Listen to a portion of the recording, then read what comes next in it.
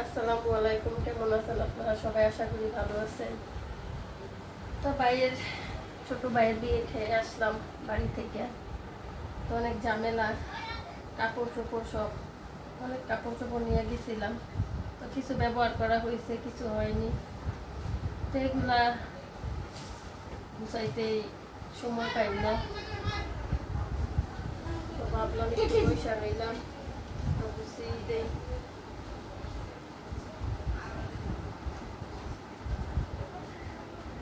গুছানোর চেষ্টা করতেছি। তো আপনারা কেমন আছেন? সবাই ভালো আছেন? আমিও ভালো আছি, আল্লাহর রহমতে সুস্থ আছি,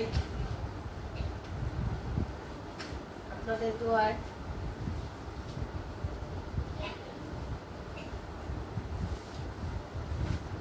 বিয়ে খেতে গেলাম, বিয়ে দাওয়াত খেতে গেলাম, প্রায় 3-4 দিন থেকে আসলাম বাচ্চা কাচ্চা নিয়ে।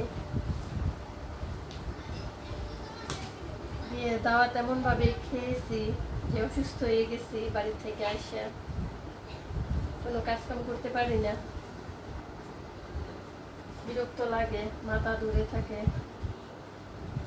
আর বেলায় আসে আমার রিহান বাবু খুব অসুস্থ হয়ে গেছে, ঠান্ডা, কাশি।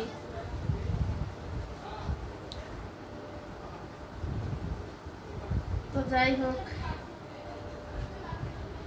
ভাইয়ের বিয়ের ব্লগ তো আপনাদের সাথে শেয়ারই করলাম। আর যদি শেয়ার করতে পারিনি, অনেক আনন্দ হয়েছে। তো সবাই রং দিয়ে মাটি দিয়ে মাখামাখি করছে, আমি এগুলা পছন্দ করি না, তাই আমি এগুলার মধ্যে থাকিও নাই। আর আমার কাছে ভয়ে কেউ আসেনি, বাচ্চা কাচ্চারা বা বড় জনেরাও আসে নাই, এগুলো পছন্দ করি না। তো যে কয়জনে চেষ্টা করছে, আমি অনুরোধ করছি যে আমি পছন্দ করি না এগুলা। সাথে আমার চাচারাও আমার সাথে সহযোগিতা করছে যে না, ওরা দিও না। তো যাই হোক, বাড়ির বেশি নাই, ওর যাই না। তো ভাইয়ের বিয়ের বলে কথা, অনেকদিন থেকে আসলাম, বোনের বিয়েতে থাকতে পারিনি, বিয়ের পর দিনই চলে আসছি। তো ভাইয়ের বিয়ের মধ্যে থেকেছি 4-5 দিন। তো আসলাম 3-4 দিন হয়, কাপড় চোপড় গুছানোই হয়নি, কিন্তু আবার কাপড় লাগতেছে বাড়ি যাওয়ার জন্য। কারণ নতুন ভাইয়ের বউ রেখে আসছি, মন চাইনি।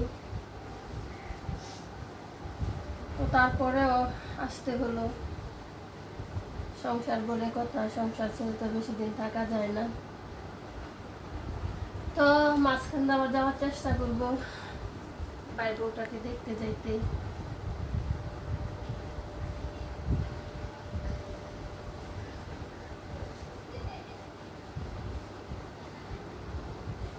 তো আপনাদের কাছে আমি একটাই রিকোয়েস্ট করব, আমার চ্যানেলটাকে সবাই সাবস্ক্রাইব করে নেবেন, আমাকে কমেন্ট করবেন। আপনাদের একটা কমেন্টে আমি অনেক উৎসাহিত হই।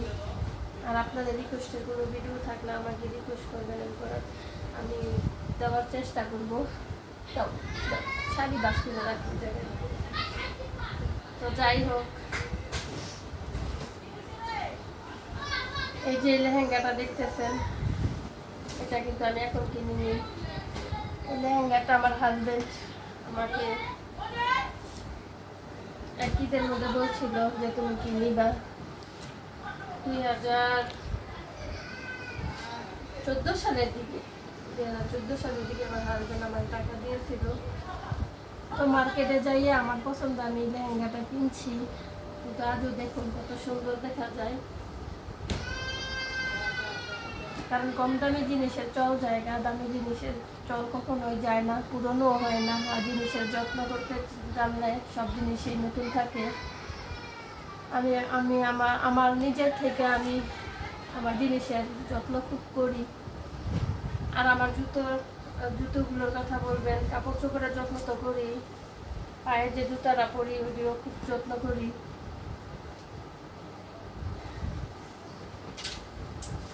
এখন আগের মতন আর পারি না, বাচ্চা কাচ্চা হয়ে গেছে, শরীর দুর্বল হয়ে গেছে।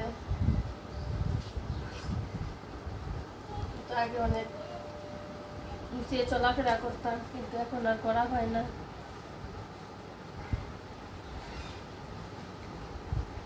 কাজের মাঝখান দিয়ে বাচ্চারা ঝামেলা করে, তো তাই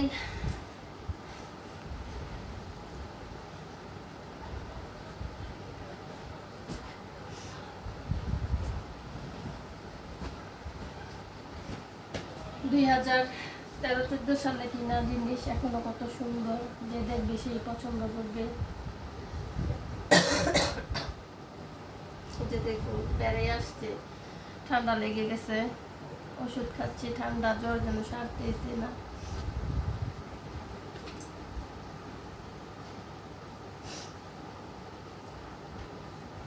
তো সবাই ভালো থাকবেন, সুস্থ থাকবেন, নিজের প্রতি খেয়াল রাখবেন।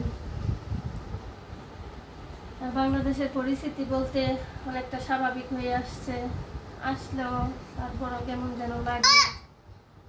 এদিকটা চিল্লাচিল্লি, ওদিকটা চিল্লাচিল্লির ভয়ে একটা কাজ করে, কখন যেন কি হয়ে যায়।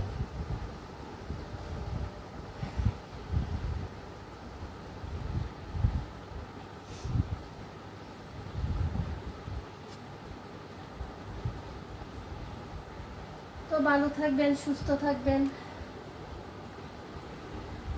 ভালো থাকবেন, সুস্থ থাকবেন, আমার জন্য দোয়া করবেন, কারণ আমি প্রায় বেশি অসুস্থ হয়ে